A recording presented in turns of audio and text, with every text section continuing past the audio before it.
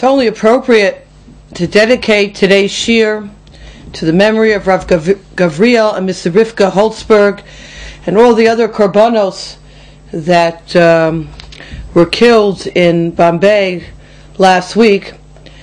And they should all be a Melitz Yosher for really the entire world, that there should be world peace and world security. Parshat Vayeitzei, Yaakov Avinu leaves for Haran in order to find a wife.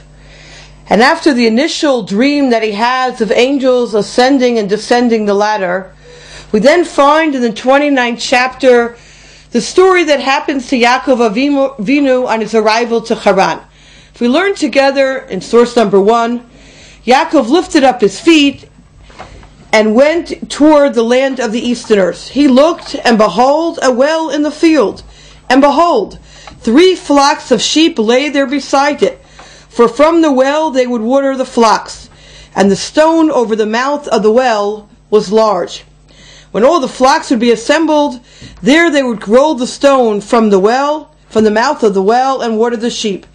Then they would put back the stone over the mouth of the well in its place. And Yaakov Avinu asked them, Achai, ma'ayin atem, where are you from? And they have a whole conversation.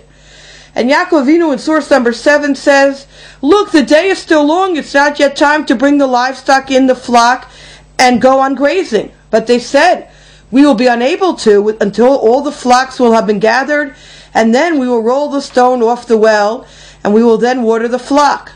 And while he was speaking, Rachel, daughter of Lavan, his mother's brother, and Lavan, and the flock of Lavan, his mother's brothers, arrived.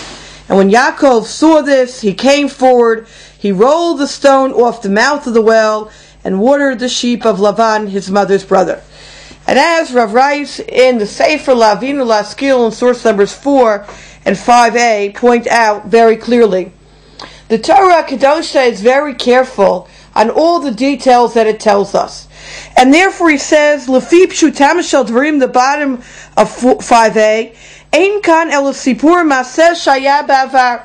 At face value, this is just a nice, sweet story of Yaakov Avinu meeting the shepherds who are unable to take off a rock off the well until all the shepherds gather together, and then together they take off this rock.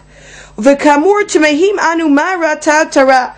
So we wonder, how is the Torah, which in so many cases is very, very concise in words, is here telling us a whole long story about this whole incident of Yaakov Avinu taking off the rock off the well.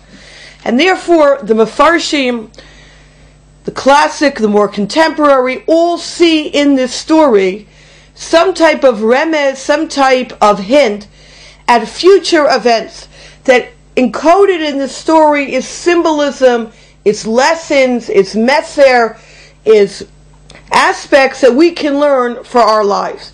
Perhaps the most classic is the Ramban, which is found in source 3a and 3b, where the Ramban notes as a first opinion that why do we have this story? To show you that those who have faith in Hashem, HaKadosh Baruch Hu gives you strength. That Yaakov Avinu, after a long journey, 63 years old, is able to take off the stone that many shepherds usually need to be able to take off. It's God who gives us the strength in this world. On a deeper level, the Ramban sees, al pi derech haremez, hasod, that the 3 groups of sheep represent the 3 festivals. And the well represents the Beis Hamikdash, from where we draw our inspiration, our Torah learning, what is compared to Torah. And 3 times a year, the Jewish people would go, and that's why the focus is on the sheep. There are no shepherds mentioned. The sheep, the flock, the Jewish people would flock to the temple and draw out inspiration. And all the people would come, from the north to the south. And then they would put the stone back on the well. At the end of the festival, they would go back home, and there was no more inspiration until the next festival, when they would take off the rock off the well, once again being able to draw forth inspiration. In a similar vein of symbolism, the Abarbanel in source number 2 understands the 3 groups of sheep as a reference to Abraham, Yitzchak, and Yaakov, who all married. And the well is a representation of a woman based on a pasuk in Mishlei, where they all married from the same well, from the same area, from Haran, from the same family. And the stone on the well is a symbol of the inability to have children, to draw forth children from the well. And each and every one of the forefathers had to daven and had to have merit to take the stone off the well. But the stone would go back on the well while Sarah was unable to have a child, even though Avraham Avinu davened for her. Rivka was an akara. Rachel and Leah were akarot.